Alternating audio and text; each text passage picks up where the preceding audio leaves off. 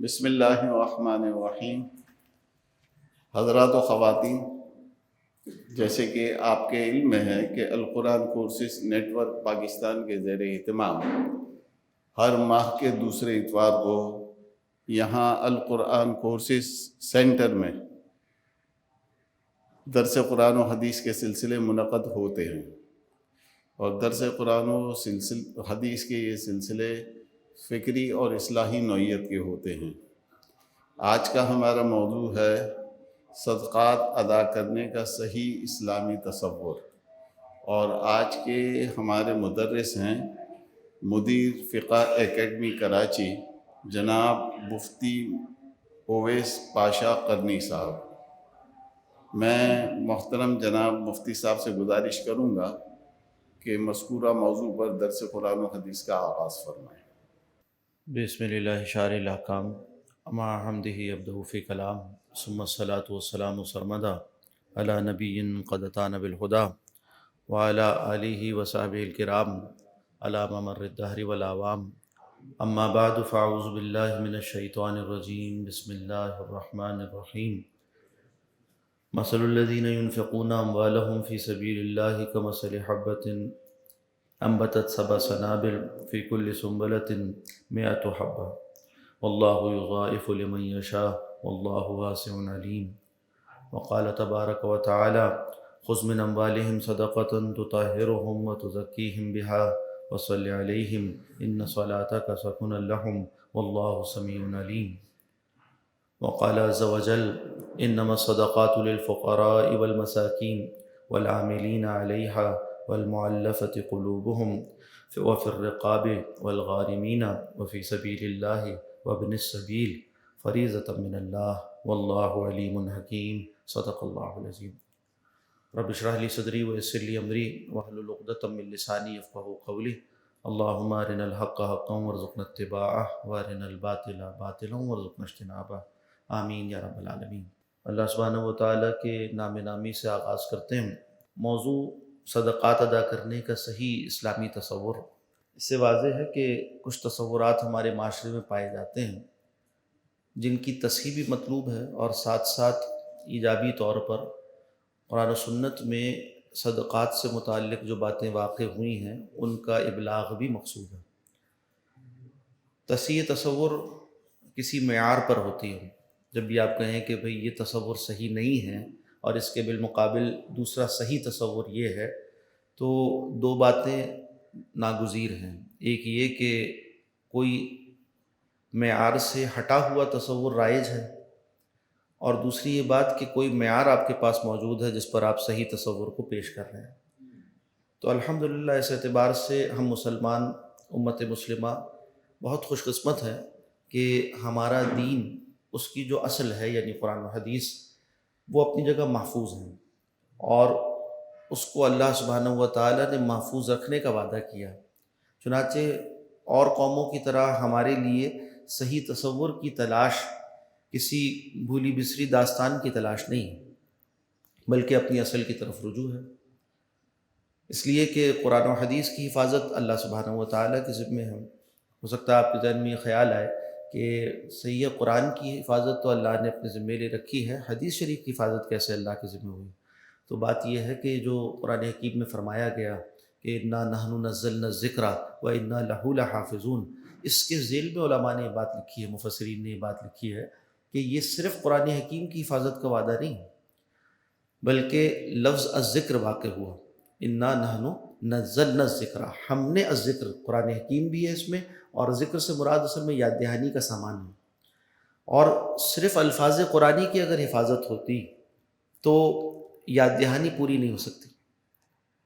ناگزیر ہے یہ بات کہ الفاظ کے صحیح معنی کی حفاظت بھی ہو، اور قرآن حکیم کے صحیح معنی کیا ہے؟ وہ اصل میں نبی اکرم صلی اللہ علیہ وسلم کی سنت مطہرہ ہے۔ تو جب اللہ نے یہ فرمایا کہ ہم نے الذکر کی حفاظت اپنے ذمے لے رکھی ہے اور ہم ہی اس کی حفاظت کرنے والے ہیں، تو آپ سے آپ قرآن و سنت اور اس سے متعلقہ علوم کی حفاظت ہوتی ہے۔ ہاں اس میں درجات بہرحال مختلف ہیں، بعض چیزیں وہ ہیں جو وحی پر مبنی ہیں بعینی ہی، باللفظ وحی ہے قرآن حکیم، اور بالمعنی وہی ہے سنت رسول صلی اللہ علیہ وسلم، اور اس کے بعد اس میں اور بھی درجات ہیں جو اس سے مستنبت ہیں، ماخوذ ہیں، اخذ کردہ ہیں، نکالے گئے ہیں۔ ان سب کے پھیلاؤ کو ہم علوم دینیہ کہتے ہیں، اور اس کی اصل میں اللہ کی طرف سے محفوظ کی گئی ہے۔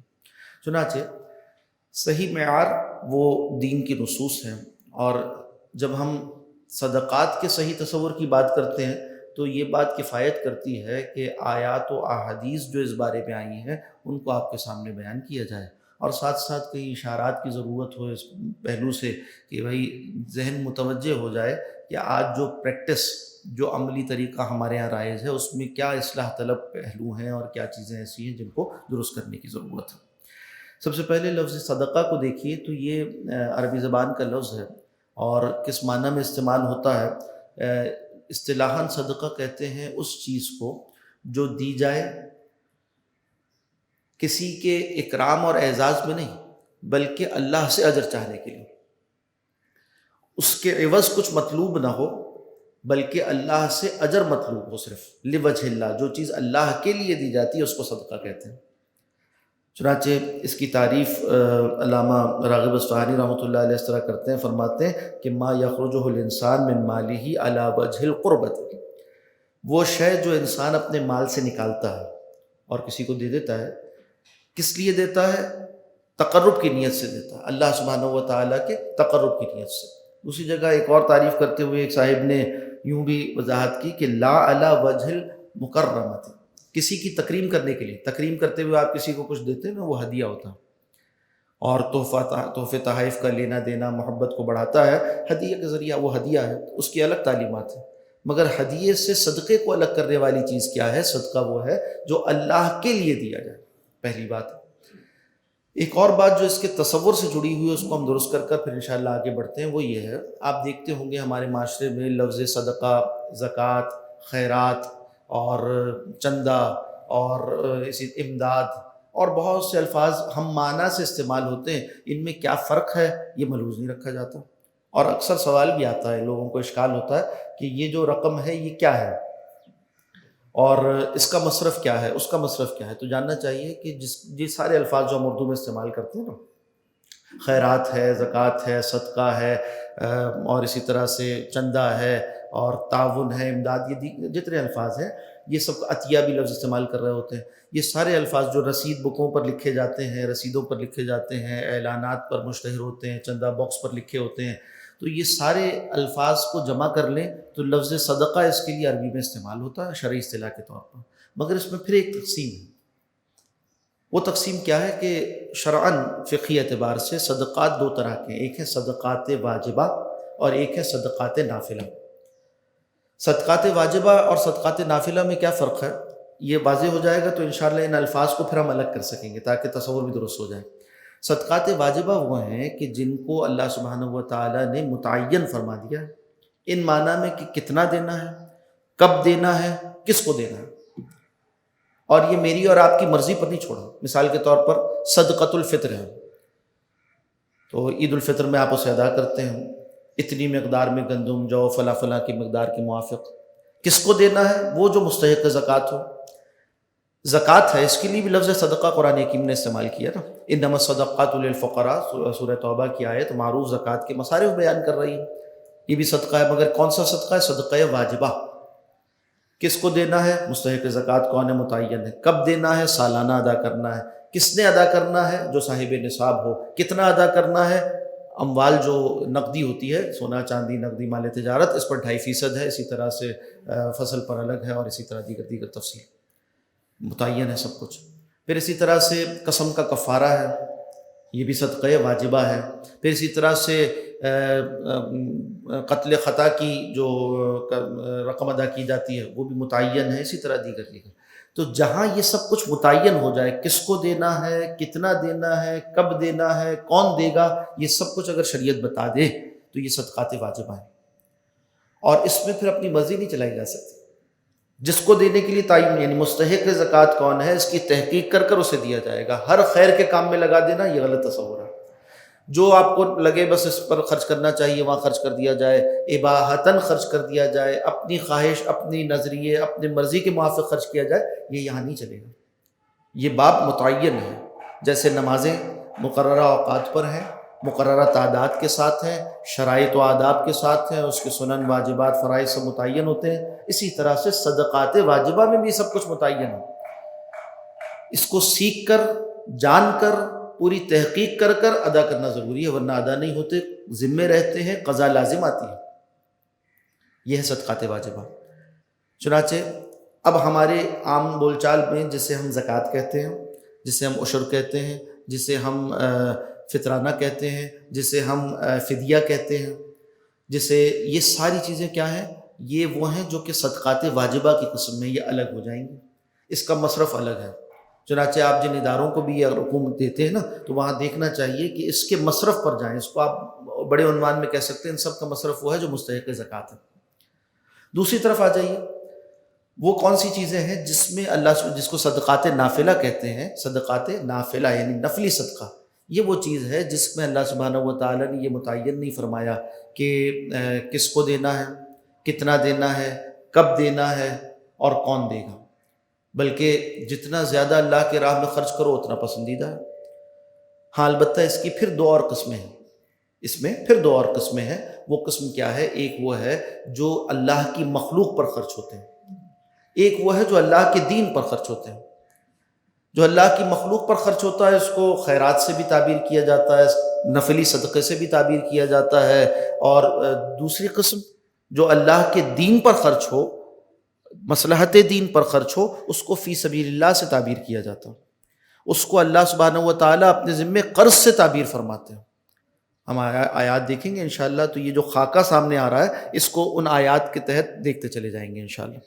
تو کیا ہوا کہ اللہ اپنے ذمے قرض قرار دے رہے ہیں اور فی سبیل اللہ اسے قرار دے رہے ہیں، یعنی اللہ کے راستے میں، جیسے جہاد و قتال پر خرچ ہوتا ہے فی سبیل اللہ ہے، یہ دین کی مصلحت ہے نا، دین کے لیے جہاد کیا جاتا ہے، قتال کیا جاتا ہے۔ اسی طرح سے مساجد ہیں، مدارس ہیں، تعلیم دین ہے، مساجد اور مراکز دینی ہیں، ان سب پر جو خرچ ہوتا ہے سب کیا ہے؟ اس کو اللہ اپنے ذمے قرض سے تعبیر فرما رہے ہیں۔ کون ہے جو اللہ کو قرض دے، اچھا قرض، تاکہ اللہ اسے بڑھا چڑھا دے اس کے لیے 700 گنا تک، یہ الگ چیز ہو گئی۔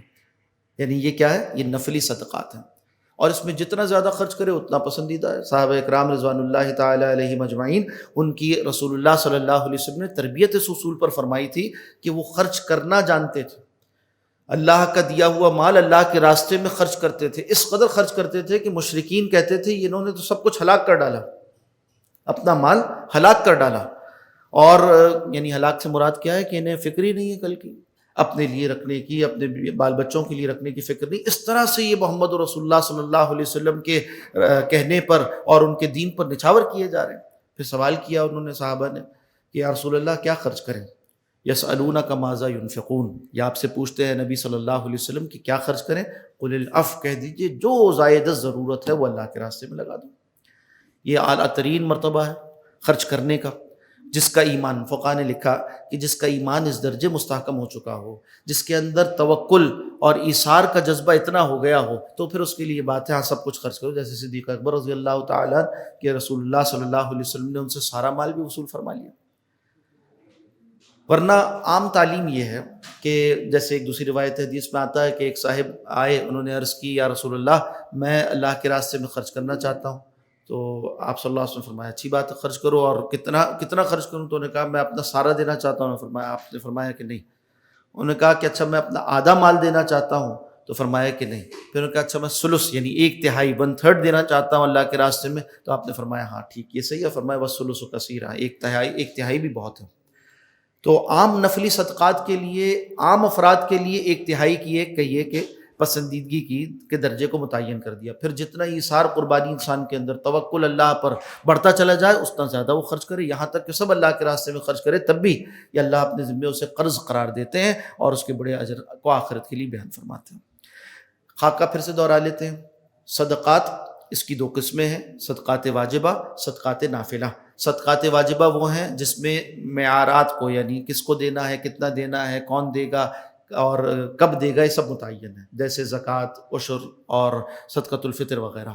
دوسری طرف صدقات نافلہ ہیں جس میں پسند کیا گیا زیادہ سے زیادہ خرچ کرنا، اس میں اختیار دیا گیا کہ آپ جہاں خیر کے کاموں میں خرچ کریں، یہاں تک کہ اپنے گھر والوں پر بھی جو خرچ کیا جاتا ہے نا اس کو بھی صدقہ قرار دیا، یعنی اس معنی میں کہ اس پر بھی یہ اجر مل جاتا ہے۔ اور اس کے علاوہ جس کو چاہے وہ مستحق ہو، غیر مستحق ہو، چاہے وہ کوئی بھی دوست احباب ہوں، ان پر بھی خرچ کرنے کو صدقہ قرار دیا گیا اور اس پر ثواب ہے۔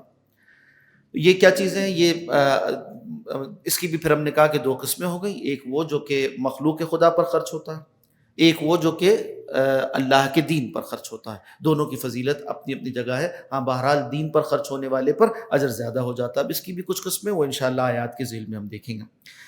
دیکھیے صدقہ کی جو فضائل ہیں، فضیلتیں قرآن و حدیث میں آئیں، سورہ بقرہ کی آیت نمبر 245 میں ارشاد ہوتا ہے، اللہ اسے اپنے ذمے قرض سے تعبیر کرتے ہیں، جیسے کہ ابھی عرض کیا گیا، من ذا الذی یقرض اللہ قرضا حسنا۔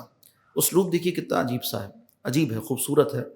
اللہ فرماتے ہیں کون ہے جو اللہ کو قرض دے قرض حسنا، اچھا قرض دینے والا کون ہے؟ جب یہ آیت نازل ہوئی نا تو یہودیوں نے پروپیگنڈا کیا کہ اچھا محمد صلی اللہ علیہ وسلم کا رب تو فقیر ہو گیا، اور کہنے لگے کہ ہم تو اغنیا مالدار ہیں اور تمہارا رب جو ہے وہ فقیر ہے، نعوذ باللہ۔ حالانکہ اسلوب کیا تھا کہ اللہ سبحانہ و تعالیٰ اپنے ذمے قرض قرار دے رہے ہیں، مطلب یہ ہے کہ اللہ کسی شے کو تمہیں لوٹائیں گے واپس، اور کہاں لوٹایا جائے گا؟ دنیا کے قرض تو یہاں دیے جاتے ہیں، جتنا لیا گیا اتنا دے دیا گیا، اور اضافہ لینا یہاں سود ہو جاتا ہے، مگر یہ اللہ کو دیا ہوا قرض یہ آخرت میں لوٹایا جائے گا، جہاں سب سے زیادہ انسان کو اس کی حاجت ہوگی، ضرورت ہوگی، اور پھر یہ کہ بڑھا چڑھا کر کتنا بڑھایا جائے گا اس کا تذکرہ بھی آگے آتا ہے۔ یہ سورہ بقرہ کی آیت نمبر 261 ہے، فرمایا مثل الذین ینفقون اموالہم فی سبیل اللہ، مثال ان لوگوں کی جو خرچ کرتے ہیں اپنے مال اللہ کے راستے میں، کمثل حبۃ، مثال اس کی ایسے ہے جیسے کہ ایک دانہ ہو، انبتت سبع سنابل، اور اس سے 7 خوشے نکل آئے ہوں، فی کل سنبلۃ مئۃ حبہ، اور ہر خوشے کے اندر 100 دانے ہوں، واللہ یضاعف لمن یشاء، یہ تو ایک معیار تھا یعنی 700 گنا تک، اور اللہ جس کے لیے چاہتا ہے اس سے بھی زیادہ بڑھا دیتے ہیں، واللہ واسع علیم، اور اللہ بڑی وسعت والے علم والے ہیں۔ معلوم ہوا کہ ایسے ذرائع بھی ہیں کہ جس پر خرچ کرنے سے وہ مال بڑھتا ہی رہتا ہے، بڑھتا ہی رہتا ہے، بڑھتا ہی رہتا ہے، ختم ہی نہیں ہوتا۔ اور یہ کانسیپٹ، یہ تصور صدقہ جاریہ کا، یہ تصور وقف کا، یہ انشاءاللہ ہم آگے کچھ ذکر کریں گے، یہ دین نے ایسے غیر معمولی ذرائع ہمیں دیے ہیں انویسٹمنٹ کے، جیسے ہم دنیا میں دیکھتے ہیں نا کہ فلاں اپرچونٹی ہے انویسٹمنٹ کی بڑی اچھی، تو یہاں مال لگا دو، کتنا پرسنٹ بھائی ریٹرن ریٹ کیا ہے یہاں پر لوگ پوچھتے ہیں۔ یہ بتایا جا رہا ہے کہ اللہ کے راستے پر لگایا ہوا، اللہ کے دین پر خرچ کیا ہوا، اللہ کے راستے پہ خرچ کیا ہوا، وہ اللہ کے ذمے قرض، اور وہ یہاں تک بڑھا دیا جائے گا کہ اس کا تصور بھی انسان نہیں کر سکتا۔ سمجھانے کے لیے بتایا، جیسے تم بیج بوتے ہو اور اس سے ایک ڈالی نکلتی ہے، اس میں 7 خوشے ہو جاتے ہیں، گندم جس طرح بوئی جاتی ہے، اور اس سے آپ دیکھتے ہیں کس قدر برکت ہو جاتی ہے کہ ایک ایک ڈالی کے اندر 100 دانے ہیں۔ تو اس طرح سے اللہ سبحانہ و تعالیٰ تمہارے لیے اس مال کو بڑھاتے ہیں۔ پھر اسی طرح سورہ بقرہ کی آیت نمبر 276 میں فرمایا کہ یمحق اللہ الربا ویربی الصدقات، سود کے بالمقابل صدقات کا ذکر آیا۔ سود کیوں انسان لیتا ہے، یہ گندا کام کیوں کرتا ہے؟ اس کو لگتا ہے کہ اس سے مال بڑھ رہا ہے، تو بتایا کہ یہ جو گندی نفسیات ہے اس کو چھوڑ دو، اس کے بالمقابل پاکیزہ طریقہ جس سے مال بڑھتا ہے نا وہ صدقات کا ہے، اور فرمایا سود کو اللہ مٹاتے ہیں۔ اب غور کیجیے، جس چیز کو اللہ مٹائے وہ بڑھ سکتی ہے؟ دنیا میں لگ رہا ہے بڑھ رہی ہے، دنیا تو دھوکے کا سامان ہے، یہاں بڑھتی ہوئی دکھتی ہے، اصلاً نہیں ہے وہ بڑھوتری، وہ تو اصل میں اللہ فرما رہے ہیں ہم ختم کرتے ہیں، یمحق اللہ الربا، اللہ مٹاتے ہیں سود کو، جسے اللہ مٹائے۔ وہ آج اگر کچھ نظر بھی آ رہا ہے تو معال کے اعتبار سے، انجام کار کے اعتبار سے برباد ہونا اور ختم ہونا ہے۔ ایک حدیث شریف میں آتا ہے کہ یہ جو سود ہے نا، فَإِنَّ عَاقِبَتَهُ تَسِيرُ إِلَىٰ قَلٍّ، اس کا انجام آخر کار ختم ہو جانے اور تھوڑے میں ہو جانے میں ہے، ختم ہوتا ہے، برکت نہیں ہے اس میں۔ اور اہل تجارت کا تجربہ بھی اس پر شاہد ہے، سود کی بنیاد پر کیے ہوئے کاروبار، اس میں کوئی یہ پائیدار قسم کی بڑھوتری نہیں ہوتی، آخر کار بربادی ہے، خسارہ ہے۔ اور وہ یربی الصدقات، اللہ تعالیٰ صدقات کو بڑھاتے ہیں۔ ایک حدیث شریف میں آتا ہے کہ جو اللہ کے راستے میں تم خرچ کرتے ہو نا، جیسے ایک کھجور کا دانہ ہوتا ہے، اسی طرح سے اللہ اپنے اسے دائیں ہاتھ میں لے لیتے ہیں تمہارے صدقے کو، اور اس کو پروان چڑھاتے ہیں، جس طرح ایک درخت کو پروان چڑھایا جاتا ہے، اسی طرح اللہ اس تمہارے خرچ کیے ہوئے صدقے کو پروان چڑھاتے ہیں، وہ یربی الصدقات، پروان چڑھاتے ہیں۔ جسے اللہ پروان چڑھائے اسے کوئی روکنے والا ہے؟ کوئی روک سکتا ہے؟ اور اس کی حفاظت میں، اور یعنی اس کے محفوظ رہنے میں انویسٹمنٹ سیکیور ہے۔ دوسری بات یہ کہ ریٹرن پورا زیادہ سے زیادہ، جس سے زیادہ کا امکان ممکن نہیں، وہ مل کر رہے گا۔ اور اس کرنسی میں مل کر رہے گا کہ جو پائیدار ہے، جس میں یہ نیچے اوپر نہیں ہوتی، وہ بڑھتی رہتی ہے، اور اس وقت ملے گا جب ہم اور آپ سب سے زیادہ اس کے محتاج اور ضرورت مند ہوں گے آخرت میں۔ تو صدقات کی فضائل ہیں۔ اسی طرح سے سورہ حدید میں اللہ کے راستے میں، یعنی اللہ کے راستے میں ہونے والے جہاد اور قتال پر خرچ کیے ہوئے کے لیے بھی بڑی فضیلت بیان کی گئی۔ فرمایا مالکم وما لکم اللہ تنفقوا فی سبیل اللہ، کیا ہوا تم اللہ کے راستے میں خرچ نہیں کرتے؟ وللہ میراث السماوات والارض، جبکہ حقیقت تو یہ ہے کہ آسمان و زمین کی میراث تو اللہ ہی کے لیے ہے۔ لا یستوی منکم من انفق من قبل الفتح وقاتل، برابر نہیں ہو سکتے تم میں سے وہ لوگ جنہوں نے فتح سے پہلے خرچ کیا اور قتال کیا۔ اولئک اعظم درجۃ، یہ وہ لوگ ہیں جن کا درجہ بڑھ کر ہے اللہ کے نزدیک، الذین انفقوا من بعد وقاتل، ان سے جنہوں نے خرچ کیا فتح کے بعد اور قتال کیا، ان کے لیے بھی اچھا وعدہ ہے۔ وکلا وعد اللہ الحسنی، اور ہر ایک کے لیے اللہ نے اچھا وعدہ کیا ہے۔ واللہ بما تعملون خبیر۔ من ذا الذی یقرض اللہ قرضا حسنا فیضاعفہ لہ ولہ اجر کریم، پھر فرمایا اسی راستے میں خرچ کیے ہوئے، اللہ کے دین پر خرچ کیے ہوئے، جس کا نفع عام ہوتا ہے دنیا میں بھی۔ مسلمانوں کے علاقوں کو عام جہاد کس لیے ہوتا ہے؟ دفاعی قتال اس لیے ہوتا ہے کہ بلاد اسلامیہ کا دفاع ہو جائے، حفاظت ہو جائے۔ آج آپ دیکھ رہے ہیں مظلوم مسلمانان فلسطین کے کیا حالات ہیں۔ تو ایک موقع ہوتا ہے ایسے مواقعوں پر۔ اچھا، خرچ کرنے میں ایک پہلو اور بھی ہے، وہ یہ ہے کہ جس موقع پر جس خرچ کی ضرورت ہے، اس موقع پر جب خرچ کیا جائے تو اس کا اجر کئی گنا بڑھ جاتا ہے۔ موقع، چاہے وہ کسی فرد کی ضرورت ہو، آپ کے سامنے ایک شخص آیا جس کی ضرورت آپ دیکھ رہے ہیں کہ کھڑی ہوئی ہے، اور آپ یہ سوچیں کہ بھئی ابھی تو میری اس سال کی زکوٰۃ پوری ادا ہو گئی ہے، اب اگلے سال دیکھیں گے، اس شخص کی ضرورت ابھی ہے۔ تو فقہاء نے لکھا ہے کہ آپ اگلے سال کی زکوٰۃ پہلے بھی ادا کر سکتے ہیں۔ تو کیا ہوگا؟ زکوٰۃ ادا کرنے کا اجر، فرض سے بری ذمہ ہونے کا اجر تو اپنی جگہ ہے، ابھی دیں یا بعد میں، مگر اس موقع پر کسی محتاج کی جس کے احتیاج آپ کے علم میں آ چکی، ضرورت پورا کرنے پر اجر بڑھ جائے گا۔ جس طرح یہ فرد کی مصلحت میں ہوتا ہے، ایسے ہی امت کی مصلحت میں بھی دیکھا جاتا ہے کہ جب امت کی مصلحت ہو، اس موقع پر جو خرچ کیا ہوا ہے، جیسے یہاں بتایا کہ فتح سے پہلے جب دین غربت کا شکار ہو، غربت سے معنی کیا؟ اجنبیت کا اور مظلومیت کا، اور مسلمانوں پر ظلم ڈھایا جا رہا ہو، اس موقع پر ساتھ دینے والے، اس موقع پر اموال خرچ کرنے والے، ان کا اجر بڑھ جاتا ہے۔ اسی طرح حدیث مبارکہ میں حضرت انس بن مالک رضی اللہ تعالیٰ عنہ راوی ہیں، فرماتے ہیں قال رسول اللہ صلی اللہ علیہ وسلم ان صدقۃ لتدفع غضب الرب وتدفع میتۃ السوء۔ سنن ترمذی کی روایت ہے کہ صدقہ اللہ کے راستے میں کیا ہوا وہ اللہ کے غضب کو بجھا دیتا ہے۔ جیسے ایک آگ کا شعلہ بھڑک رہا ہو نا، تو بھڑکتے ہوئے شعلے کو بجھانے کا ذریعہ بن جاتا ہے، غضب کو بجھانے کا ذریعہ بن جاتا ہے صدقہ اللہ کے راستے میں خرچ کیا ہوا۔ اور تدفع میتۃ السوء، بری موت کو دور کر دیتا۔ بری موت، دیکھیے انجام کار تو اسی پر ہے نا، کہ جیسی موت ہے ویسا انجام ہے، اور جس کا آخری کلمہ لا الہ الا اللہ ہوا وہ جنت میں داخل ہوا۔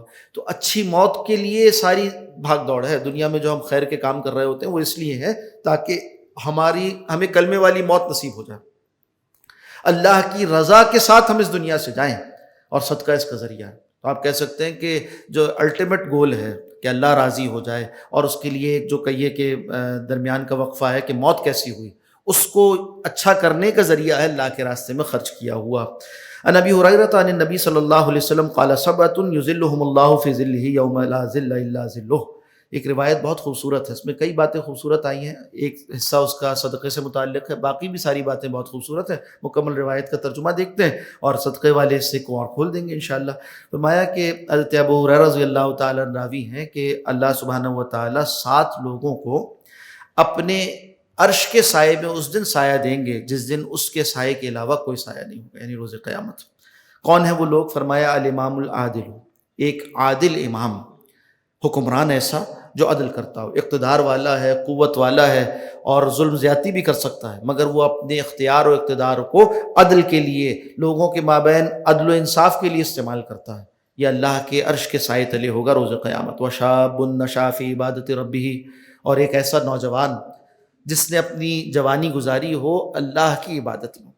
جوانی کے موقع پر طرح طرح کے امکانات ہوتے ہیں بہک جانے کے، مگر وہ اپنے رب کی عبادت میں اس کی رضا والی زندگی گزارنے والا ہے، اس کو بھی اس روز عرش کے سائے تلے سایہ ملے گا۔ وَرَجُلٌ قَلْبُهُ مُعَلَّقٌ فِي الْمَسَاجِدِ، اور ایک وہ شخص کہ جس کا دل مسجدوں سے معلق رہتا ہے، مسجد سے محبت کرنے والا، ایک نماز سے اگلی نماز تک کا انتظار کرنے والا، تکبیر اولیٰ کے ساتھ باجماعت نمازیں ادا کرنے والا، مسجدوں کی خدمت کرنے والے، مسجدوں کے ساتھ اس کو آباد کرنے والے، اس کے ساتھ تعلق رکھنے والے، ورجل ورجلان، اور دو ایسے افراد تحابا فی اللہ اجتمع علیہ وتفرقا علیہ، جو دو افراد اللہ ہی کے لیے محبت کرتے ہوں، کوئی دنیاوی غرض درمیان میں نہ ہو، اور جب ملتے ہوں تو اللہ کی محبت کے ساتھ ملتے ہوں، اور جب جدا ہوتے ہوں تو اللہ کی محبت کے ساتھ جدا ہوتے ہوں۔ کتنی خوبصورت بات ہے، اللہ میں ایسی محبتیں عطا فرمائے۔ دنیا کے رشتے، تعلق، ناطے وہ سب یہیں رہ جائیں گے، چاہے وہ خونی ہی کیوں نہ ہوں۔ روز قیامت جو محبتیں کام آئیں گی نا، وہ اللہ واسطے کی ہیں۔ تو ہمیں اپنے خونی رشتوں کو بھی اللہ واسطے کی محبت میں ڈھالنے کی ضرورت ہے، پھر انشاءاللہ یہ کام آئیں گے روز قیامت۔ پھر اسی طرح فرمایا کہ وَرَجُلٌ طَلَبَتْهُ امْرَأَةٌ ذَاتُ مَنْصَبٍ وَجَمَالٍ، ایک ایسا شخص کہ جس کو کسی منصب اور جمال والی عورت نے برائی کی دعوت دی ہو، فقالا، اور اس نے کہا ہو انی اخاف اللہ، میں تو اللہ سے ڈرتا ہوں، اور وہ گناہ کے کام سے بچ گیا ہو۔ وَرَجُلٌ تَصَدَّقَ، اور ایک ایسا شخص کہ جس نے صدقہ کیا، اخفا، چھپا کر، حتی لا تعلم شمالہ ما تنفق یمینہ، ایسے کیا کہ اس کے دائیں ہاتھ نے جو خرچ کیا اس کے بائیں ہاتھ کو بھی معلوم نہیں ہوا۔ یہاں سے ایک بہت اہم بات معلوم ہو گئی، بہت اہم بات، آگے ہم آیات کی روشنی میں بھی اسے دیکھیں گے کہ صدقے میں اصل الاصول اخفا ہے، اصل الاصول۔ صدقات و خیرات، انفاقات، اللہ کے راستے میں خرچ کرنا، فی سبیل اللہ، جو کچھ دیا جائے کسی فرد کی مصلحت پر، دین کی مصلحت پر، یہ سب کچھ، خاص طور پر صدقات نافلہ۔ صدقات واجبہ میں تو اظہار ہوتا ہے، بعض مواقع پر ضرورت ہوتی ہے اظہار کی، خاص طور پر صدقات نافلہ، اس میں جتنا اخفا ہوگا، جتنی پوشیدگی ہوگی، جتنا اسے چھپایا جائے گا، اتنا اجر بڑھ جائے گا۔ یہاں بھی رک کر وہی بات جو عنوان ہے ہمارا کہ تصحیح تصور، آج بدقسمتی سے چلتے ہوئے بہت سے معیارات ہیں، اس میں ریاکاری تو اتنی عام ہو چکی ہے، خرچ کرنے کے ساتھ ریاکاری ایسے جڑ گئی ہے جیسے بالکل چولی دامن کا ساتھ، حالانکہ ان دونوں کو بالکل دور ہونا چاہیے۔ اللہ کے لیے خرچ ہو رہا ہے تو اس میں ریاکاری، تصویریں کھنچوانا، اور وہ اتنے چیک کی اتنی بڑی تصویر بنا کر پکڑوانا، اور جناب اس کے بل بورڈز لگانا، اشتہارات بنوانا، اور ہر ایک گھی کا ڈبہ دیتے ہوئے ایک تصویر بنوانا، اور باقاعدہ فوٹو سیشن اس کے منعقد کیے جاتے ہیں، اور وہ جو غریب مسکین جس کے ساتھ امداد کی جا رہی ہے اس کی عزت نفس کا ایسا تیسا کر دیا جاتا ہے، اس کو ذلیل کر دیا جاتا ہے لوگوں کے سامنے۔ یہ کون سے معیارات ہیں؟ کہاں سے آئے ہیں؟ اگر تو اللہ کے لیے ہے تو پھر یہ روش اس کے ساتھ لگا نہیں کھاتی، میل نہیں کھاتی۔ رسول اللہ تو فرما رہے ہیں صلی اللہ علیہ وسلم کہ اخفا، اس نے چھپایا، حتی لا تعلم شمالہ ما تنفق یمینہ، اس کے دائیں ہاتھ نے کیا خرچ کیا بائیں کو بھی نہ معلوم، گھر والوں کو بھی نہ پتہ چلے۔ گھر والوں کو بتا دیا، اب خواتین تو ایک دوسرے، فلاں کی امداد کی تھی میرے شوہر نے، اب وہ خاتون جو ہے وہ اور 4 خواتین نے بتائیں، یہاں تک کہ جس کے ساتھ تعاون کیا تھا اس کا راز فاش کر دیا، اس کی عزت نفس مجروح کر دی، کسی کو نہ معلوم۔ جب ہاتھ کا ذکر ہوا تو گھر والوں کو بتانا، اسی طرح سے اور کسی کو بتانا، ملازمین کے علم میں آنا، کسی بھی، یعنی جس طرح سے اس کی عزت نفس مجروح ہو سکتی ہے اس کی حفاظت کرنا، یہ آپ کے ذمہ ہے، خرچ کرنے والے کے ذمہ ہے اس کا اہتمام کرنا۔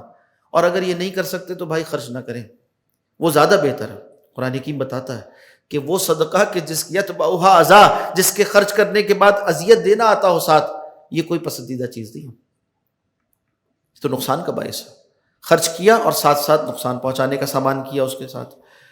تو اور اسی طرح 7واں آدمی کون ہے؟ فرمایا وَرَجُلٌ ذَكَرَ اللَّهَ خَالِيًا، ایسا شخص کہ جو اللہ کا ذکر کرے، اللہ کو یاد کرے تنہائی میں، فَفَاضَتْ عَيْنَاهُ، اور اس کی دونوں آنکھیں بہہ پڑیں، اللہ کے خوف سے اس کی آنکھیں بہہ پڑیں، تو یہ شخص بھی اللہ کے عرش کے سائے تلے ہوگا۔ صحیح بخاری کی روایت۔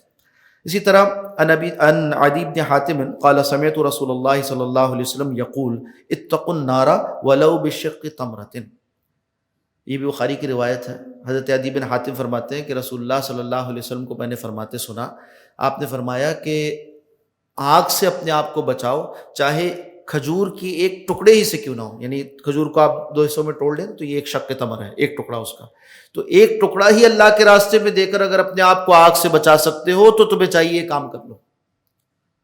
معلوم ہوا یہ صدقات و خیرات روز قیامت آگ کے بالمقابل ڈھال کا کام دیں گے۔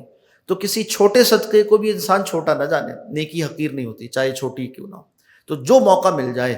اور اصل میں تو اللہ کے ہاں مقدار نہیں دیکھی جاتی، اللہ کے ہاں نیتوں کا اعتبار ہے۔ وہ روایت آپ کے ذہن میں ہوگی جب نبی اکرم صلی اللہ علیہ وسلم نے اعلان عام فرمایا کہ اللہ کے راستے میں پیسے جمع کرواؤ، تو لوگوں نے لا کر بہت کچھ دیا اور مسجد نبوی کے صحن میں ایک ڈھیر لگ گیا چیزوں کا، اور ایک صاحب جو کہ محنت مزدوری کر کر چند کھجوریں لے کر آئے تھے، ردی سی کھجوریں، تو آپ صلی اللہ، مگر ان کے لیے یعنی ان کی محنت کی وہ حاصل تھا، تو آپ صلی اللہ علیہ وسلم نے اس پورے ڈھیر کے اوپر ان کھجوروں کو پھیلا دیا کہ اس کے اندر اخلاص ہے، اور اس کی نسبت سے یعنی اس کو اللہ نے جتنی استطاعت دی تھی اس کی نسبت سے اس نے بہت بڑا صدقہ کیا۔ خرچ کیے ہوئے میں کتنے زیرو لگے ہوئے ہیں اس کا اعتبار نہیں ہے، اعتبار اس بات کا ہے کہ اس کے پاس جتنی وسعت تھی اس میں کتنی نسبت اس نے خرچ کر دیا، اس کی کتنی نسبت اس نے یہاں لگا دی، کس خیال کے ساتھ، کس اخلاص کے ساتھ، اللہ کو راضی کرنے کے کس جذبے کے ساتھ، کس ایثار کے ساتھ، اپنی کن ضرورتوں کو پس پش ڈال کر اللہ کے راستے میں اس نے خرچ کیا، اس کا اعتبار ہے۔ تو اخلاص نیت۔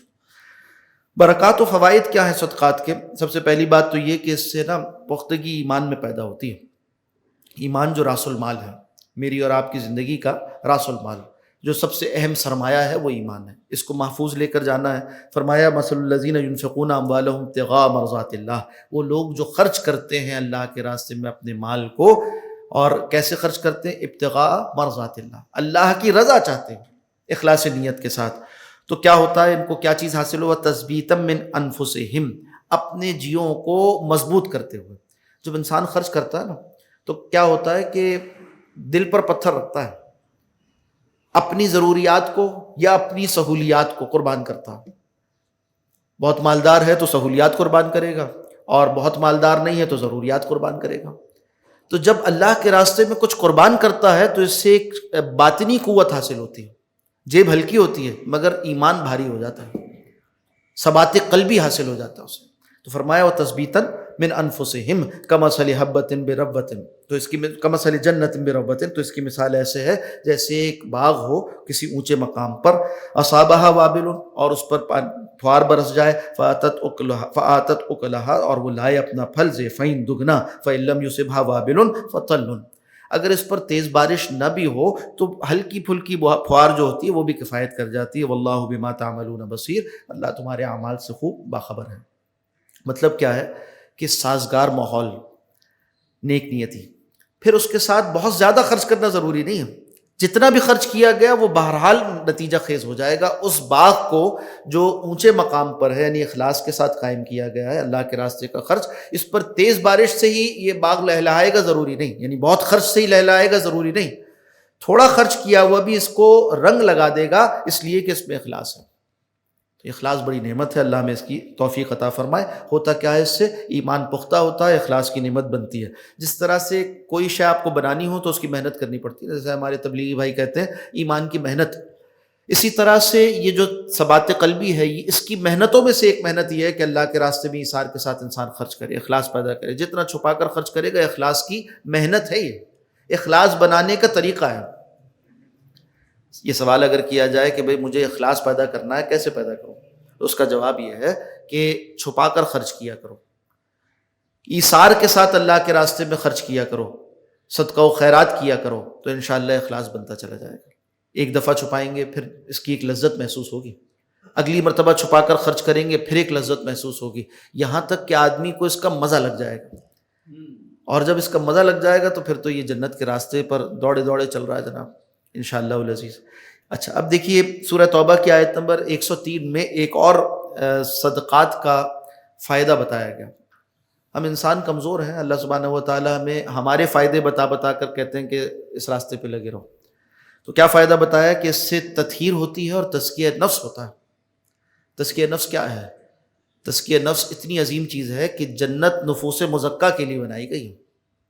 فَإِنَّ الْجَنَّةَ هِيَ الْمَأْوَىٰ، کس کے لیے؟ جو تزکیہ نفس کا حامل ہو۔ فرمایا کہ رسول اللہ صلی اللہ علیہ وسلم سے کہ خُذْ مِنْ أَمْوَالِهِمْ صَدَقَةً، ان کے اموال سے صدقات وصول کیا کیجئے۔ اب دین والوں کا، اللہ والوں کا، علماء و صوفیاء کا یہ کام ہے کہ وہ اللہ کے راستے پہ صدقات کو وصول کریں، اس لیے کہ وہ رسول اللہ صلی اللہ علیہ وسلم کے وارث ہے نا، تو رسول اللہ کو کہا جا رہا ہے صلی اللہ علیہ وسلم کہ خُذْ مِنْ أَمْوَالِهِمْ، ان سے وصول کیجئے۔ تو آج لوگ جو تان کرتے ہیں نا کہ دیکھو یہ تو چندے مانگتے ہیں، اور بھائی وہ اللہ کے لیے مانگتے ہیں، اپنے لیے تھوڑی مانگ رہے ہیں۔ ہاں، جو اپنے لیے مانگے اور اس میں بددیانتی کرے تو وہ ایسی برا آدمی ہے، اس کے برے ہونے میں کس کو شک ہے؟ مگر یہ کام ان کے کرنے کا نہیں ہے، اور یہ کہنا کہ بھی ممبر سے اس کی اپیل نہیں ہونی چاہیے، اور یہ کہ دین والوں کو اس کی بات نہیں کرنی چاہیے، غلط بات ہے۔ قرآن حکیم بتا رہا ہے خذ من اموالہم، رسول اللہ صلی اللہ علیہ وسلم فرمایا گیا کہ ان سے لیجیے، کیا لیجیے؟ اموال میں سے ان کے صدقاتن، صدقات۔ کیا ہوگا اس سے؟ تطہرہم وتزکیہم بہا، ان کے مال کو پاک کریں اور اس کے ذریعے سے ان کے قلوب کو پاک کریں۔ مال پاک ہو جاتا ہے غیر کے حق سے، صدقات نکل گئے اس میں سے، جیسے ہی آپ نے زکوٰۃ ادا کر دی آپ کا بقیہ مال پاک ہو گیا۔ اور دل کیسے پاک ہو گئے؟ دل سے دنیا کی محبت نکلتی ہے، اور دنیا کی محبت نکلنے سے دل کا تزکیہ ہوتا ہے اللہ کے راستے میں خرچ کرنے سے۔ وَتُزَكِّيهِمْ بِهَا وَصَلِّ عَلَيْهِمْ، اور ساتھ ساتھ یہ کیجیے کہ ان کے حق میں دعائے خیر کیجیے، دعائے رحمت کیجیے۔ تو آج چاہیے کہ جو بھی اللہ کے راستے میں خرچ کرنے والا ہو، اس سے یہ لینے والا، وصول کرنے والا وراثت نبوی میں سے ایک کام کو انجام دے رہا ہے تو اسے چاہیے اکرام کے ساتھ وصول کرے، اور ساتھ ساتھ ان کے لیے دعائے خیر کرے۔ تو جو کام نبی اکرم صلی اللہ علیہ وسلم انجام دے رہے تھے، وارثین علوم نبوت، ان کے لیے بھی کرنے کا کام ہے، وصول کریں اور دعائے خیر ان کے لیے کریں، اور اس کو اس کے مصرف پر صرف کرنے کا اہتمام کریں، اس لیے کہ شریعت وہ جانتے ہیں۔ جب نہ جاننے والا اسے خرچ کرتا ہے تو غیر مصرف پر خرچ کرتا ہے، اور اس طرح سے لوگوں کے اموال دیے ہوئے وہ خراب ہوتے ہیں اور نقصان ہوتا ہے، اس میں زکوٰۃ ادا نہیں ہوتی۔ اور جب جاننے والا لے کر صحیح مصرف پر خرچ کرتا ہے تو اس کے اپنے مقام پر پہنچ جانا اور اس سے مقاصد کا پورا ہونا حاصل ہوتا ہے۔ فرمایا ان صلاتک سکن لہم، بے شک ہے نبی صلی اللہ علیہ وسلم آپ کی دعا ان کے حق میں وہ باعث سکینت ہے، ان کے دلوں کو قرار ملتا ہے، ان کے لیے دنیا و آخرت کی خیر کا سامان ہوتا ہے۔ واللہ سمیع علیم، اللہ سننے والا، علم والا ہے۔ پھر اسی طرح اللہ بہترین نعم البدل اس کا عطا فرماتے ہیں۔ سورہ سبا کی آیت نمبر 39 میں ارشاد ہوتا ہے قل ان ربی یبسط الرزق لمن یشاء، کہہ دیجئے کہ بے شک میرا رب جس کے لیے چاہتا ہے رزق کو کشادہ کر دیتا ہے، من عبادہ، اپنے بندوں میں سے، ویقدر له، اور جس کے لیے چاہتا ہے اس کو ناپ تول کر ضرورت کے موافق دیتا ہے۔ وما انفقتم من شیء فهو یخلفہ، اور اے بندے جو کچھ تم خرچ کرتے ہو نا، کوئی بھی کچھ بھی، من شیء تھوڑا سا بھی ہو، فَهُوَ يُخْلِفُهُ، تو وہ اللہ ہے جو اس کا بدل عطا فرماتے ہیں۔ فَهُوَ يُخْلِفُهُ، تو یہ سوء ظن اللہ سے کوئی نہ رکھے کہ میں نے اس کے راستے میں خرچ کیا اور مجھے اس کا بدل نہیں دے گا، یہ اللہ کے ذمے قرض ہے۔ ہاں یہ الگ بات ہے کہ آپ کے لیے جو بہتر ہے اس طرح وہ دے گا، آپ کی مصلحتوں کو آپ سے زیادہ وہ جانتا ہے، وہ سمجھے گا بہتر یہ ہے تو دنیا میں دے، اور وہ چاہے گا تو آخرت میں عطا کرے گا جہاں آپ کو اس کی زیادہ ضرورت ہے۔ فَهُوَ يُخْلِفُهُ۔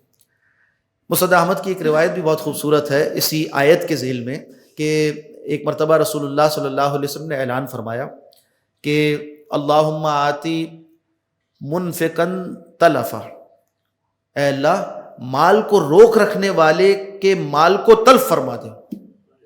اللہم آتی ممسکن تلفا، اس کے روک کر امساک، روک کے رکھنے والے کے مال کو تلف فرما دے۔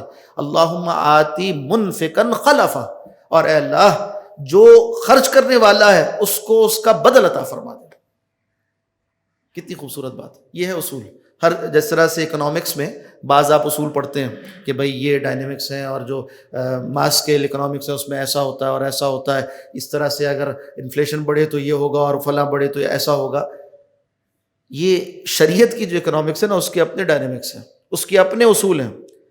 یہاں خرچ کرنے سے بڑھتا ہے، یہ دنیا نہیں ہے کہ 2 اور 2 سے 4 ہوتا ہو، خرچ کرنے سے بڑھتا ہے۔ اللہم آتی منفقن خلفا، اے اللہ خرچ کرنے والے کو بدل عطا فرما دیجیے۔ حضرت عائشہ صدیقہ رضی اللہ تعالی عنہا، ان سے ایک مرتبہ آپ صلی اللہ علیہ وسلم نے فرمایا کہ عائشہ دیکھو، ان توقع یوقع علیک، اگر تم نے روک دیا تو تم سے روک دیا جائے گا، اگر تم نے روک دیا تو تم سے روک دیا، ان توقع یوقع علیک، تم سے روک دیا جائے گا۔ تو یہاں تو خرچ کرنے سے بڑھتا ہے، خرچ کرنے سے ملتا ہے۔ اب جس کو یہ راز سمجھ میں آ جائے، تجربہ کرنے سے ہوتا ہے، راز سمجھ میں آ جائے تو پھر اس کے بارے نہیں آ رہے ہیں، اور جو وہی یعنی غیروں کے، کفار کے بتائے ہوئے فارمولے چلائے تو دین میں نہیں چلتے جناب، پھر یہاں کچھ اور نتائج نکل آتے ہیں۔ اللہ ہم سب کی حفاظت فرمائے اور صحیح تصورات ہمیں عطا فرمائے۔ فرمایا کہ ما انفقتم من شیء فہو یخلفہ، جو تم خرچ کرتے ہو اللہ اس کا بدل تمہیں عطا فرماتے ہیں۔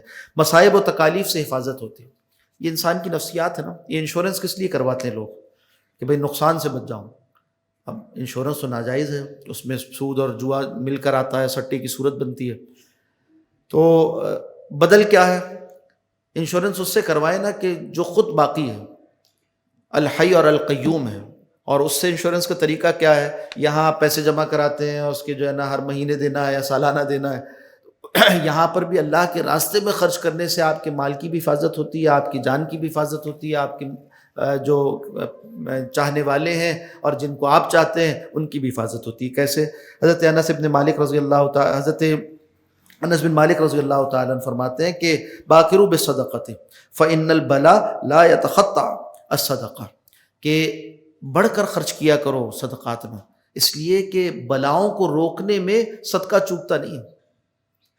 یعنی جیسے ایک کوئی محافظ کھڑا ہوا ہے اور جو بلائیں آپ کی طرف آتی ہیں نا، صدقہ آگے بڑھ کر ان کو روک لیتا ہے، ایک ڈھال کا کام کرتا ہے، آنے والے تیر انہیں روک لیتا ہے. فرمایا کہ آگے بڑھ کر اور بڑھ چڑھ کر صدقات کیا کرو، اس سے بلائیں دور ہو جایا کرتی ہیں. اللہ سبحانہ و تعالی ہم سب کو ان باتوں کے سمجھنے کی توفیق عطا فرمائے. اچھا، اسی طرح آپ دیکھیے کچھ باتیں ایسی ہیں جو صدقات و خیرات کو خراب کرتی ہیں، اللہ کے راستے میں خرچ کیے ہوئوں کو خراب کرتی ہیں. وہ کیا ہے؟ سب سے پہلی چیز ریاکاری ہے، دکھلاوا کرنا. ایک حدیث شریف مسلم شریف کی روایت ہے، اس میں آتی ہے، حضرت ابو ہریرہ رضی اللہ تعالیٰ عنہ راوی ہیں، فرماتے ہیں کہ آپ صلی اللہ علیہ وسلم نے فرمایا کہ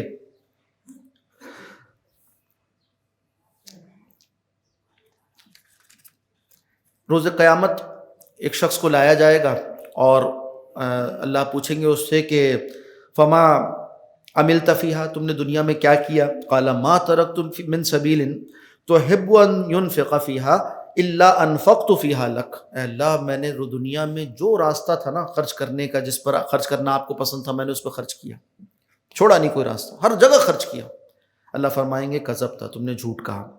ولکنک فعلت لیقال ہوا جواد. اللہ فرمائیں گے تم نے یہ اس لیے کیا تھا کہ تمہیں بہت سخی کہا جائے، دنیا میں لوگ کہیں کہ یہ تو بہت سخی آدمی ہے، بہت فیاض ہے، بہت خرچ کرتا ہے، اور اس نے بہت ہی سخاوت کے دریا اس نے بہا دیے ہیں.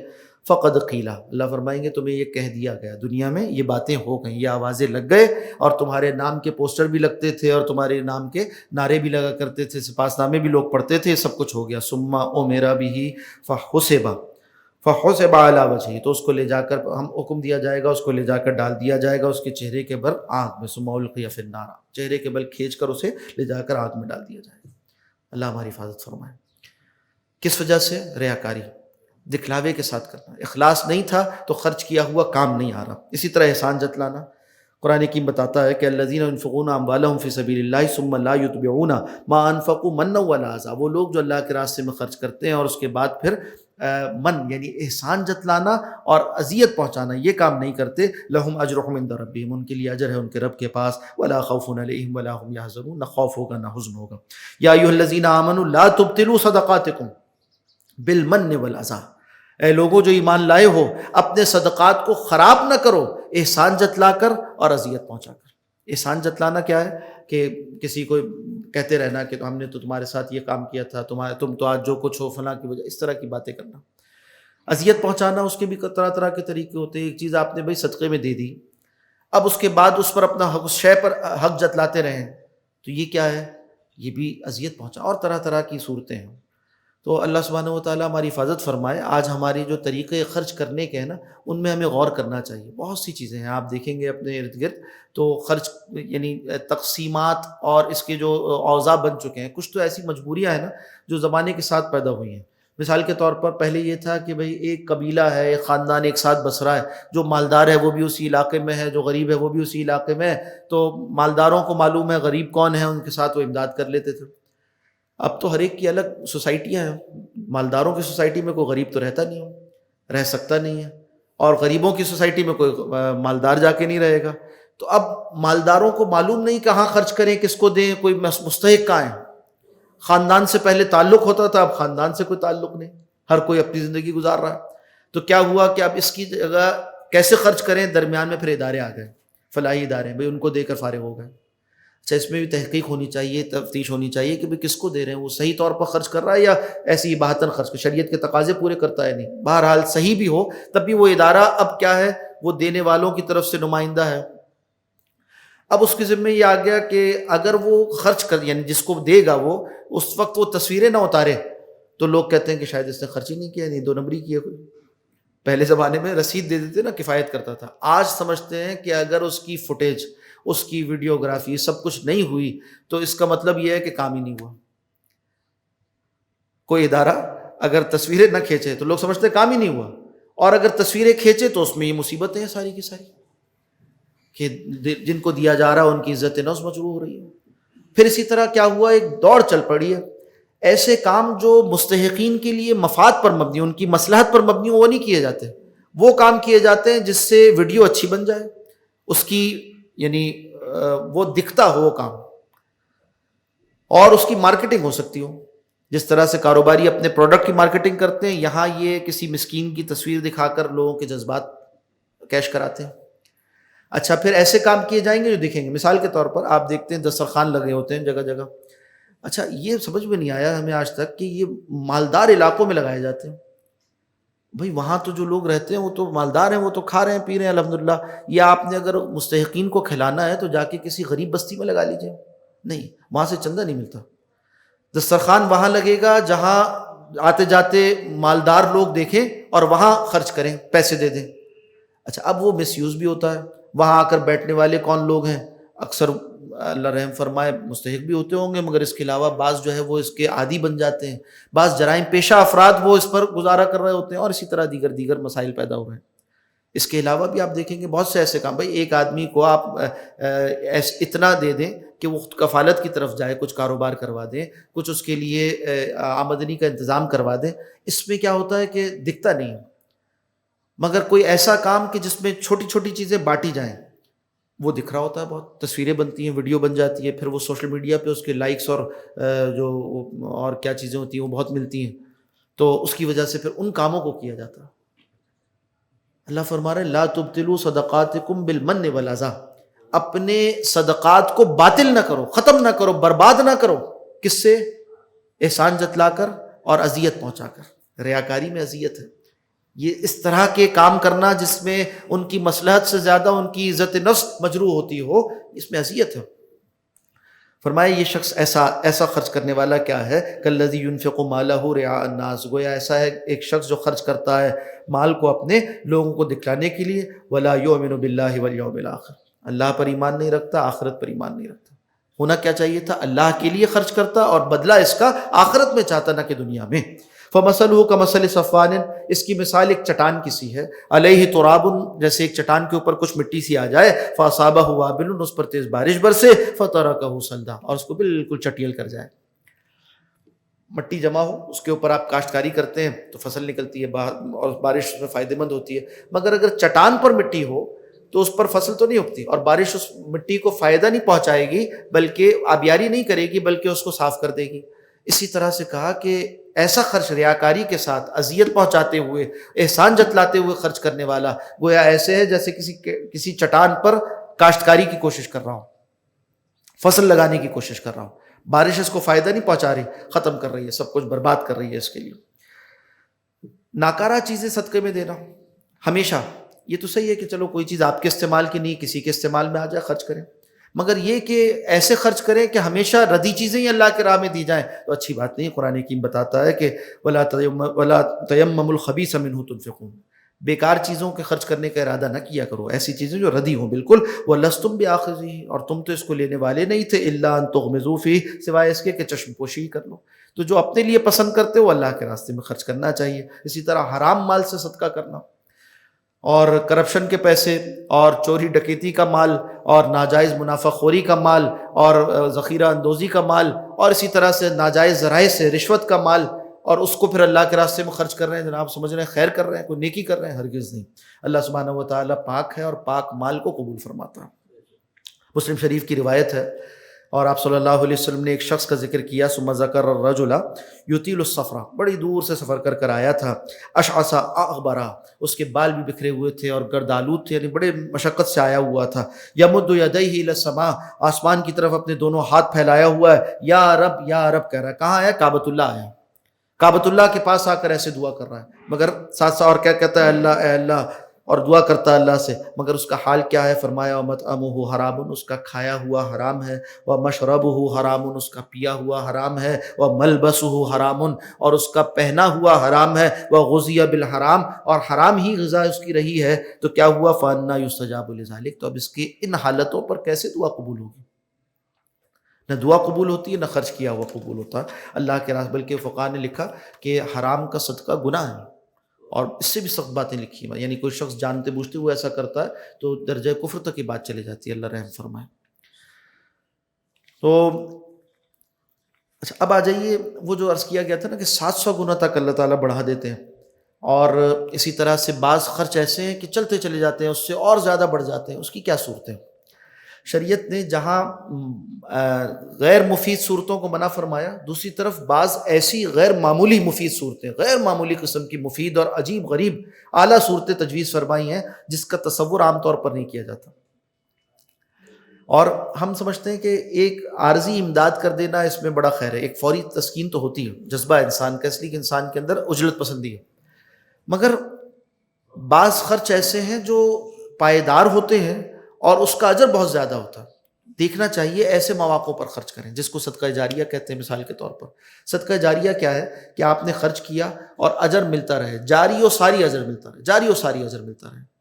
اس کی صورتیں حدیث شریف میں بھی آئیں، جیسے ایصال ثواب کے لیے پانی کا انتظام کروا دینا، جیسے کوئی مصحف مطبوع قرآن حکیم کا نسخہ وہ چھاپ کر بانٹنا، اسی طرح سے علم کا پڑھانا کسی کو، یہ جو مدارس میں تعلیمی کام ہو رہا ہوتا ہے، یہ صدقہ جاریہ کی اعلیٰ ترین ایک صورت ہے کہ وہاں علم پڑھایا جا رہا ہے، علم سیکھنے والے پھر علم سکھائیں گے، پھر ان سے کچھ سیکھنے والے پھر سکھائیں گے، تا قیامت سلسلہ چلتا رہے گا۔ اب دیکھیے ہم جو یہ روایات حدیث پڑھ رہے ہیں، امام بخاری کا ذکر آیا، امام مسلم کا ذکر آیا، آج بھی ہماری اس نشست سے بھی ان کے لیے ثواب کا سامان ہو رہا ہے۔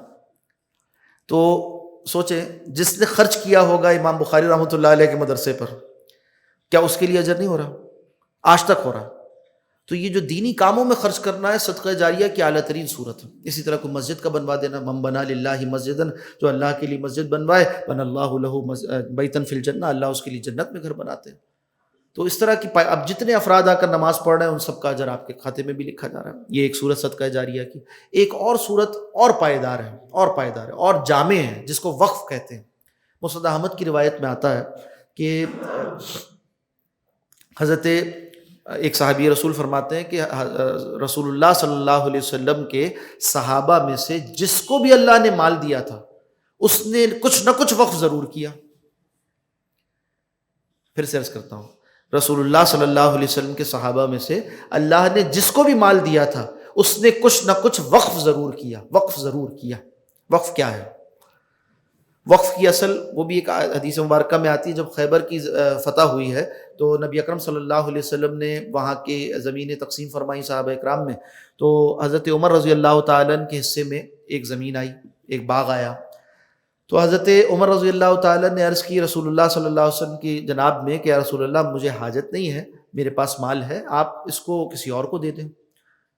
تو نبی اکرم صلی اللہ علیہ وسلم نے تلقین فرمائی کہ دیکھو اے عمر، اسے اپنے پاس رکھ لو، اور اس کو اگر تمہیں ضرورت نہیں ہے تو ایسا کرو، ایسا انتظام کرو کہ اس کی اصل باقی رہے اور نفع عام ہوتا رہے۔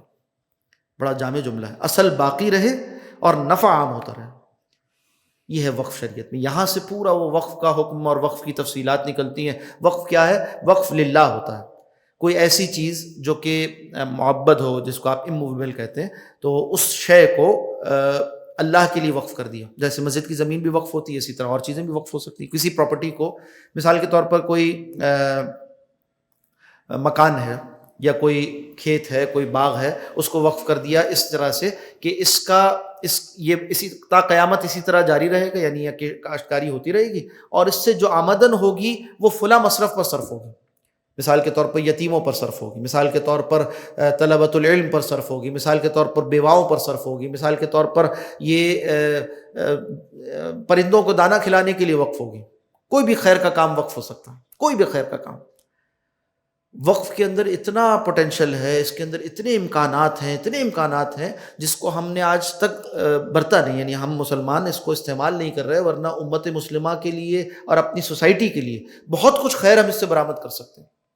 ہم عارضی صدقہ و خیرات پر تو پھر بھی الحمدللہ راغب ہیں، مگر جو پائیدار صدقہ و خیرات ہے جس کا عنوان شریعت میں وقف ہے، جس کے لیے تفصیلی نشست چاہیے اس پر گفتگو کے لیے، بہت سے احکامات ہیں اس کے، اور ہمارے بہت سے مسائل جو معاشرے کے سوسائٹی کے مسائل ہیں ان کا حل اس تصور وقف کے اندر جو فقہ میں لکھا ہوا ہے موجود ہے۔ مستقل خرچ کیسے ہو رہا؟ آپ قبر میں آرام کر رہے ہوں گے اور وہ شے جاری و ساری رہے گی، اس سے اجر آتا رہے گا، اور وہ کسی ایک نسل تک نہیں، نسلاً بعد نسل در نسل چلتا رہے گا۔ حضرت عثمان رضی اللہ تعالیٰ عنہ کے وقف باغ کا تذکرہ تو آپ حضرات نے سن رکھا ہوگا، آج بھی مدینہ منورہ میں موجود ہے، اور کئی چیزیں یعنی اس میں علماء سے معلوم کریں، بتائیں گے کہ وقف کے اندر کتنے امکانات ہیں۔ ہم مسلمان تو غافل ہیں اس سے۔ مغرب میں 2.5 سال کی ان کے یہاں روایت بن چکی ہے، جو بعض انڈورمنٹس انہوں نے بنائے، اس کے نتیجے میں تعلیمی کام اور بہت سے اسکالرشپس آج مسلمانوں کے ایمان کو بگاڑنے کے لیے وہ اس تصور کو استعمال کر رہے ہیں اچھی طرح سے۔ تو ہم مسلمان کے اپنے آپ کو اور اپنی امت کو اور اپنی ملت کو بنانے کے لیے اسے استعمال نہیں کر سکتے، جبکہ ایسی سنت ہے کہ رسول اللہ صلی اللہ علیہ وسلم کا ہر وہ صحابی جس کو اللہ نے مال دیا تھا انہوں نے اس میں خرچ کیا، یعنی وقف کا اہتمام کیا۔ آج بھی بعض بلاد عربیہ میں، بلاد ترکیہ میں آپ جائیں تو وہاں وقف کی روایت آپ کو نظر آتی ہے، وہ چلے آ رہے ہیں پرانے۔ ہمارے ہاں تو انگریز نے آ کے جو نیا بندوبست اراضی کیا نا، تو یہاں کے جو پچھلے مسلمان رؤسا تھے ان کے اوقاف سارے ضبط کر لیے۔ آج وقف کا تصور کیسا ہو گیا کہ بھئی یہ مزارات کے ساتھ جو زمینیں ہوتی ہیں اور جس سے آمدن وہ وہاں پر عرس اور میلے ٹھیلوں کے لیے استعمال ہوتی ہے، اسے وقف کہتے ہیں۔ اور سرکار کا ادارہ اوقاف، اس کا کام بھی یہی ہے کہ وہ مزارات پر چادریں چڑھائے اور مزارات کے گنبد بنائے۔ انا للہ و انا الیہ راجعون۔ وقف تو امت کو زندہ کرنے کا ذریعہ تھا، امت کے زندہ مسائل کو حل کرنے کا ذریعہ تھا۔ آج ہم نے کیا کر دیا اس کے ساتھ؟ اوقاف اور وقف کا تصور کیا کر دیا ہم نے؟ تو یہ یعنی جو کہیے کہ زوال آمادہ امتوں کے حالات ہوتے ہیں نا، اس کی صورت ہے، اور اگر اس کی تصحیح کی جائے، اس کو صحیح کیا جائے تو انشاءاللہ اصلاح کے بہت سے سامان اللہ سبحانہ و تعالی یہاں سے برآمد فرمائیں گے۔ پھر اسی طرح سے ایک سوال ہے کہ افضل صدقہ کیا ہے؟ اس پر بات کو میں مکمل کرتا ہوں انشاءاللہ، کہ اکثر لوگ پوچھتے ہیں کہ یہ زیادہ بہتر ہے، ایسے خرچ کرنا بہتر ہے، ایسا خرچ کرنا بہتر ہے۔ اچھا، پھر کچھ صورتیں سب نے بنا رکھی ہیں۔ کوئی سمجھتا ہے کہ بھائی بکرا ذبح کیا جائے تو ثواب زیادہ ملتا ہے، اور اس کے اب اس کو یعنی یا کوئی جان قربان کی جائے، یعنی کوئی مرغی ذبح کی جائے، کوئی بکرا، کوئی گائے، کوئی اونٹ، تو پھر اس کے بعد یہ جو بلا ہے وہ ٹلے گی۔ دیکھیے، اس کی ممانعت نہیں ہے، آپ بکرا بھی صدقہ کر سکتے ہیں، آپ مرغی بھی کریں، آپ اونٹ بھی صدقہ کریں، نہ اس کی ممانعت ہے نہ کہ، مگر بات یہ ہے کہ جو انفع للفقیر ہو نا، انفع للفقیر کا مطلب کیا ہے؟ جو محتاج ہے اس کی ضرورت کو پورا کرنے میں سب سے نفع بخش جو چیز ہو نا، وہ سب سے افضل ہوتی ہے۔ ایک آدمی ہے، اس کو ضرورت اس بات کی ہے کہ مطلب اس کا بجلی کا بل سر پہ کھڑا ہوا ہے، کرایہ اس نے مکان کا دینا ہے، اور جو ہے نا اس کے بچے اسکول نہیں جا پا رہے، پڑھ نہیں پا رہے، آپ اس کو بکرے ذبح کر کے کھلا رہے ہیں، تو بھائی اس کو آپ دال روٹی کھلا دیں، مگر دوسری ضروریات بھی تو اس کی کھڑی ہوئی ہیں۔ تو جو اس کے مفاد میں ہے، جو اس کی مصلحت پر مبنی ہے جو چیز، اس کو پورا کرنا وہ فائدہ مند ہوتا ہے۔ فائدہ جتنا اس کے لیے وہ انفع ہوگا، فائدہ مند ہوگا، اتنا آپ کا اجر بڑھ جائے گا، آپ کے لیے افضل ہوگا۔ اسی طرح سے فرد کی مصلحت اور امت کی مصلحت۔ امت کی مصلحت، ایک وقت ضرورت یہ کھڑی ہے کہ بھئی امت کا ایک حصہ مظلوم ہے اور اس کو فلاں اموال کی ضرورت ہے، اس موقع پر آپ جو ہے وہ مسجد میں جو ہے وہ اعلیٰ قسم کے فانوس لگائیں، تو یہ امت کی مصلحت تو نہیں۔ امت کی مصلحت اس وقت جس جگہ کی ہے وہاں خرچ ہونا چاہیے۔ افضلیت کا تعلق اس طرح سے نسبتی ہے، فرد ہو، معاشرہ ہو، یا کل ملت ہو، امت ہو۔ جس وقت جس شے کی امت کو، فرد کو، معاشرے کو ضرورت ہے، اس ضرورت کو آپ جب پورا کریں گے تو آپ کا یہ صدقہ سب سے افضل ہے اور اس کے لیے انفع ہے، اللہ کے اجر اس پہ انشاءاللہ زیادہ ہوگا۔ جیسے ہمارے بزرگ فرماتے ہیں نا کہ بھئی دین نام خواہشات پر عمل کرنا نہیں ہے، دین نام وقت کے امر کو پہچاننا ہے، اس وقت کی جو ضرورت ہے اس کو پہچان کر اس پر عمل کرنا، یہ دینداری ہے۔ اللہ ہمیں اس کی توفیق عطا فرمائے، اور جتنے بھی رائج طریقے ہیں ان میں سے غور و فکر کے بعد، چلتے ہوئے رجحانات پر نہیں، غور و فکر کے بعد ہم اپنے آخرت کا سامان کرنے کی نیت کے ساتھ اپنے اموال کو صحیح مقام پر شریعت کی تحقیق کے ساتھ خرچ کرنے والے ہوں۔ اللہ سبحانہ و تعالی ہم سب کو اخلاص کے ساتھ عمل کی توفیق عطا فرمائے۔ اقول قولی ھذا واستغفر اللہ لی ولکم ولسائر المسلمین والمسلمات۔ جزاکم اللہ۔ مفتی اویس پاشا قرنی صاحب کے ہم انتہائی شکر گزار ہیں کہ انتہائی قیمتی وقت اپنا نکالا اور یہاں تشریف لائے۔ عرض یہ ہے کہ انشاءاللہ تعالی اگلا درس قرآن و حدیث 11 فروری کو یہیں انشاءاللہ القرآن کورسز سینٹر میں ہوگا، اور آج کا جو درس قرآن و حدیث ہے اس کی انشاءاللہ تعالی ریکارڈنگ اگر آپ سننا چاہتے ہیں اور اپنے دیگر احباب کو بھی متوجہ کرنا چاہتے ہیں تو انشاءاللہ تعالی کل جو ہے JTR میڈیا کے پیج پر اور القرآن کورسز فیس بک پیج پر انشاءاللہ یہ اپیئر ہوگا رات کو 8 بجے۔ تو تمام حضرات اور خواتین سے میری گزارش ہے کہ اس سلسلے میں متوجہ رہیں۔ یہ ریکارڈنگ ہو جاتی ہے، پھر اس کے بعد آپ اسے بار بار بھی سن سکتے ہیں۔ میں جناب مفتی صاحب سے گزارش کروں گا کہ دعا فرمائیں۔ الحمدللہ الذی ہدانا لہذا وما کنا لنہتدی لولا ان ہدانا اللہ ربنا لا تزغ قلوبنا بعد اذ ہدیتنا وہب لنا من لدنک رحمہ انک انت الوہاب اللہم اقسم لنا من خشیتک ما تحول به بیننا وبین معصیتک ومن طاعتک ما تبلغنا به جنتک ومن الیقین ما تہون علینا مصائب الدنیا ومتعنا باسمائنا وقواتنا ما احییتنا اللہم لا تجعل الدنیا اکبر ہمنا ولا مبلغ علمنا ولا غایۃ رغبتنا اللہم لا تسلط علینا من لا یخافک ولا یرحمنا اللہم وفقنا لما تحب وترضى من القول والفعل والنیہ اللہم انا نجعلک فی نحورہم ونعوذ بک من شرورہم اللہم انا نجعلک فی نحورہم ونعوذ بک من شرورہم اللہم انا نجعلک فی نحورہم ونعوذ بک من شرورہم فصلی اللہ علی النبی الامی وعلی آلہ وصحبہ اجمعین آمین یا رب العالمین۔